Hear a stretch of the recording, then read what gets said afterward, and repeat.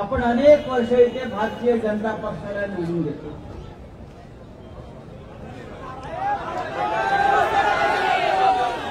भारतीय जनता पक्षात चोर आणि लफंग्यांचा पक्ष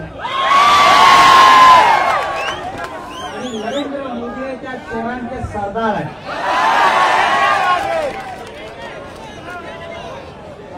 कोणाशी उल्लेख केला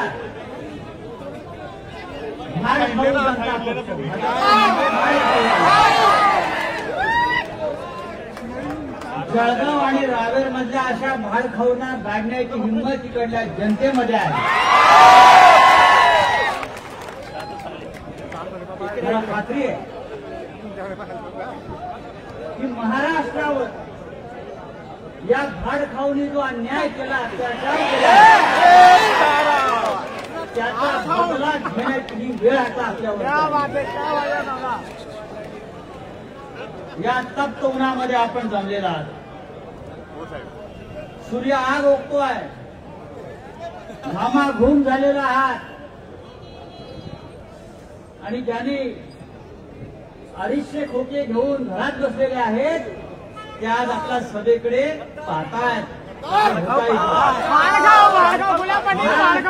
सगळ्यात मोठी गद्दार या जिल्ह्यामध्ये झाली. गुलाब पाटील गद्दार आहे दादा. गुलाब पाटील गद्दार आहे. गुलाब पाटील गद्दार आहे. गुलाब पाटील गद्दार आहे. गद्दार आहे. गद्दार आहे.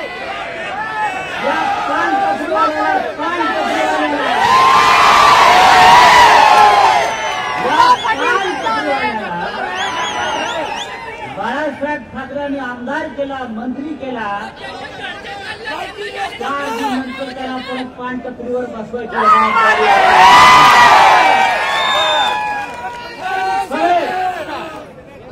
आणि म्हणून जळगाव आणि रावेर या दोन्ही लोकसभा मतदारसंघात आपल्याला निष्ठावंतांची ताकद काय आहे हे दाखवून देण्याची वेळ. मगाशी जनदेवाने सांगितलं की या महाराष्ट्राची अस्मिता असलेले 2 नेते माननीय शरद पवार साहेब आणि माननीय शिवसेना पक्षप्रमुख उद्धव ठाकरे या दोन्ही पक्ष त्या भाडखाऊंनी का फोडले? त्यांना हा महाराष्ट्र लुटायचा आहे आणि आम्ही त्या लुटीला विरोध करत होतो म्हणून त्यांनी आपला पक्ष सोडला. आता नरेंद्र मोदी म्हणतो या वेळेला आम्ही 400 जागा घेणार, 400 पार.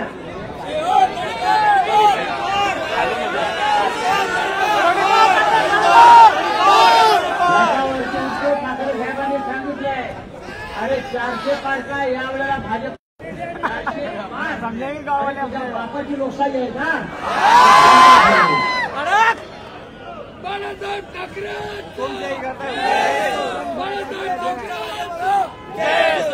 बाळासाहेब ठाकरेंनी शिवसेनेची स्थापना केली ती तुमच्या आमच्यासारख्या सामान्य मराठी माणसासाठी.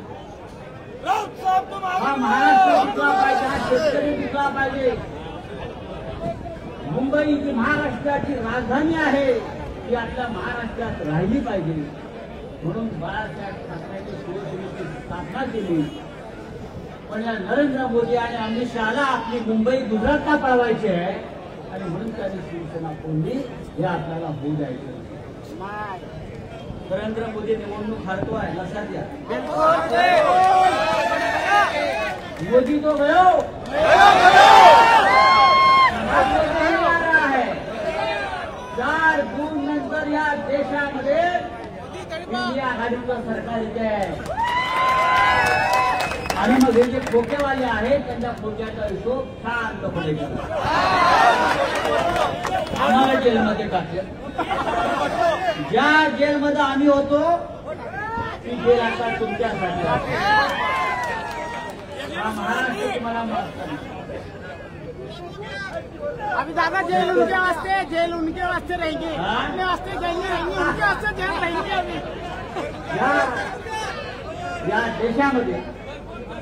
या देशामध्ये नरेंद्र मोदी वरमण फिरतात. ही गॅरंटी, ही गॅरंटी, ही गॅरंटी. अरे तुझ्या निवडून होण्याची गॅरंटी नाही, तू कामाला गॅरंटी. 4 जून नंतर तुम्ही पंतप्रधान राहायचं नाही याची गॅरंटी नाहीये आणि तुम्ही आम्हाला गॅरंटी देता. गेल्या 10 वर्षामध्ये आपण जी गॅरंटी दिली त्याचं काय झालं ते आधी सांगा. मगाशी वक्त्याने उल्लेख केला 2 कोटी रोजगार प्रत्येक वर्षाला देणार होते. 2 कोटी. मला असं वाटतं आतापर्यंत या देशामध्ये 2 लाख सुद्धा रोजगार हे देऊ शकले नाही. उलट महाराष्ट्राचा वाट्यातला रोजगार ते गुजरातला. गुजरातमध्ये नोकर भरती बंद आहे सगळीकडे. बेरोजगार असतील, शेतकरी असतील, कष्टकरी असतील, महिला असतील, विद्यार्थी असतील, या राज्यामध्ये या देशामध्ये आज कोणी सुखी नाही आहे. आणि अशा निर्घृण सरकारला आपल्याला परत घेऊन जायचं. हा महाराष्ट्र छत्रपती शिवाजी महाराजांचं नाव. या महाराष्ट्रामध्ये बेईमानी आणि गद्दारीला स्थान नाही. मगाशी सूर्याजी पिसाळ खंडोजी खोबरांचा उल्लेख आव्हाडांनी केला.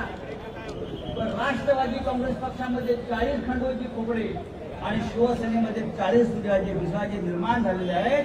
त्यांचा परिरोध आपल्याला करावा लागेल आणि हा महाराष्ट्र आपल्याला पवित्र करावा लागेल. या रिक्षा गद्दाराला मारू म्हणजे मारू संजय दादा. काय मारणार? मारू. 4 जून नंतर या गद्दारांना रस्त्यावर फिरणं मुश्किल होईल. जनताची कारण घरामध्ये तोंड आपण बसवावं लागेल. गद्दारांना क्षमा नाही. आज फार मोठं भाषण करण्याची वेळ नाही. आपल्याला 2 उमेदवारांचे अर्ज भरायचे आणि आजपासून उद्याची निवडणूक होईपर्यंत आपल्याला प्रत्येकाला शिवसेनेची मशाल आणि राष्ट्रवादी काँग्रेसची तुतारी वाजवणारा माणूस हे घराघरामध्ये पोचवायचं. मशाल हे क्रांतीचं प्रतीक आहे आणि तुतारी हे युद्धाचं प्रतीक आहे. महाराष्ट्रामध्ये युद्ध सुरू झालेलं आहे आणि युद्ध महाविकास आघाडी जिंकायचं राहणार नाही एवढंच हे सांगतो.